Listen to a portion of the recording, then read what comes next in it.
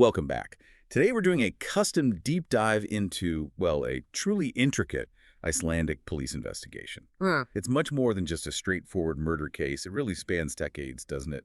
It connects the past and future in a way you wouldn't expect. Absolutely. We've looked at sources detailing this investigation into the murder of Holberg, a 69-year-old man, and what starts in this rather grim Reykjavík basement. It unravels this whole web. We're talking decades-old violence, missing people, and, fascinatingly, genetic secrets. Right. So our mission here is to try and piece this all together for you. We start with the crime scene itself. A murder, yeah, but committed with the really mundane object, a glass ashtray. But there's this one clue left behind, super cryptic, and that's what we're exploring. How 3 little words basically unspool a 40-year story. Okay, let's set the scene. It's October, getting dark, in the Nordic Noir district of Reykjavík. Detective Erlendur shows up at this basement flat. Gloomy place. Inside, the victim, Holberg, dead. Yeah, and the first look suggests, a sudden attack, maybe chaotic. The weapon's obvious, a heavy green glass ashtray, which kind of points to maybe a spontaneous thing. Or the killer just grabbed whatever was heavy and nearby. But here's the thing. No forced entry. None at all. Which means Holberg knew the killer, let him in. Had to have, yeah. Willingly let the person inside. Okay, so it looks messy, maybe opportunistic, which apparently is why the first officers on scene were a bit dismissive, called it pathetic Icelandic murder or something. But wait, if it's just random violence, why leave a clue? A very specific, deliberate clue. Exactly. Found right there on the body, a handwritten note. Ruled paper, just 3 words. I am him. I am him. Okay. That just changes the whole dynamic, doesn't it? Suddenly it's not a robbery gone south. Yeah. It's personal. Yeah. Deeply personal. And likely premeditated. Right. I am him. So if we rule out the bloody nutter theory, as they put it, what could that mean? This note, it has to be the key that unlocks Holberg's past, right? Forces them to look backwards. It absolutely is. The detectives, they figured pretty quickly, if someone leaves a note like that, claiming some kind of identity or relationship, the motive's got to be buried in Holberg's history. So, yeah, they had to ditch the whole random burglar idea and start digging into the victim's life. Okay, so the investigation pivots backwards into Holberg's past. His flat, you said, was orderly, besides the murder itself, obviously. Yeah, pretty much, which again supports the idea he let someone in, wasn't expecting an attack right away. But there was one thing everyone noticed: neighbors, police. This really strong, unpleasant smell. Damp, like sewers. Okay. Damp and sewers. Let's keep that in mind. You said it becomes important. Very important. But what really cracked the case open initially was something hidden. Under a locked desk drawer, Erlendur finds this old photograph, faded. A photo of what? A gravestone. In winter, looks like. Snow on it. And the name on the stone is Audur, Bates, 1964 to 1968. Order. 1964, 1968. So a child died at 4 years old. Yes. And that photograph becomes the thread. Okay, how does it connect back to Holberg? Well, the detectives dig into it, and they find this child, Audur. She was the daughter of a woman named Kolbrún. And Kolbrún had actually accused Holberg of rape back in 1963. Ooh, a rape accusation. What happened with that? It was dropped. Insufficient evidence, apparently. Common story back then, unfortunately. But the record strongly suggested Holberg was, in fact, Audur's biological father. So Holberg, the murder victim, was likely the father of this little girl who died young, whose mother had accused him of rape. That's dark. And it gets darker.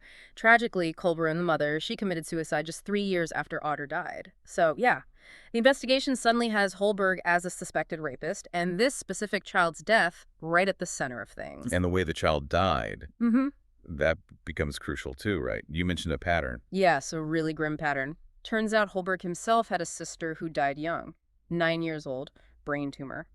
And Audur, the little girl in the photo, she also died of a brain tumor. Specifically, a condition called neurofibromatosis. Neurofibromatosis. Right. Well, okay. What is that exactly? It's often called NF. It's a rare genetic disorder. Causes tumors on nerve tissue, can be anywhere, including the brain. It's definitely hereditary. There was an autopsy back when Audur died, but her mother, Kolbrún, apparently fought against it, really resisted. Saw doctors as, well, enemies, it seems. Didn't trust them. So wait, the murder case, which started with, an ashtray and a weird note, is now chasing a 40-year-old genetic disease trail. That seems like a huge leap. It does, but remember the note, I am him. Oh, right. Once they linked Holberg's violent past, the rape accusation, to this pattern of hereditary disease in his family and the child he likely fathered, that note takes on a whole new meaning, doesn't it? Yeah. I am him could mean biologically, like I am his son, or maybe I inherited his bad genes, something like that. Exactly. It could be a claim of kinship or a claim about inheriting this fatal flaw. That suspicion is what really pushed them to connect all these old tragedies to the present-day murder. Okay, so they're digging into Holberg's past crimes. Yeah. And another layer emerges, right? A missing person. Yeah, a guy named Grettir, he knew Holberg, apparently, went missing way back in 1974. And around the same time, they get info from an inmate, I think, saying Holberg used to brag about being a serial rapist. Mentioned another victim from Husavik. So more potential victims and this missing guy Grettir. How does he fit in? Well, this is where the photo comes back in. Forensics gets involved. And they confirm that Grettir's camera. No way. Yes. Grettir's camera took that picture of Otter's gravestone. Wow. Okay, so Grettir took the photo. Were Holberg's prints on it too? Both of them. Holberg's and Grettir's fingerprints were on that photograph. So Grettir knew something. He took the picture. Maybe related to the paternity, the rape. Was he blackmailing Holberg? That became the strong suspicion. Yeah. Grettir likely had some dirt on Holberg and was using it. Which gives Holberg a motive to get rid of Grettir back in '74. Yeah. Where does the body go? This brings us back to the smell in the basement, doesn't it? It does. That persistent, damp sewer smell. Detective Marion Bream, described as Erlendur's sort of sharp old mentor, she had the insight. Nordic, the area, it's built on marshland. So ground settling, shifting foundations, broken pipes, it's common there. Okay, so the smell isn't just damp, it's maybe plumbing. Exactly. And Bream's hunch pays off. They tracked down a plumber who worked for Holberg back in 1974. And this plumber remembers being called to the flat, started opening up the floor to fix a pipe. And Holberg just flipped out, threw him out, said he'd fix the concrete base plate himself. In 1974, the same year Grettir disappeared, and Holberg suddenly wants to patch his own basement floor. Right after finding a broken pipe under it, the deduction becomes pretty clear and pretty chilling. Holberg killed Grettir to silence the blackmail and buried him under the basement floor, sealed him in. That's what it looked like. The smell wasn't just sewers, it was, well, decomposition, masked by the damp for decades. So now you have these two cases merging. The 2002 murder with the note pointing back to this rapist who was also likely a murderer back in the 70s. Incredible. So to nail down the motive for the current murder, they really needed to confirm that genetic link, the disease, Holberg's paternity of Otter. Precisely, which led to a really difficult decision ethically. They had to exhume Otter's body. Wow. After almost 40 years. How did the family react? Kolbrand's sister was still alive, wasn't she? Idalene, yes, and she protested strongly. But the investigation felt it was crucial to confirm paternity and the disease link, so the exhumation goes ahead. And this leads to another shock, right? Yeah. Something missing. Yeah. Maybe the biggest shock yet. They open Otter's coffin, and the pathologist finds her brain is gone, missing. Her brain?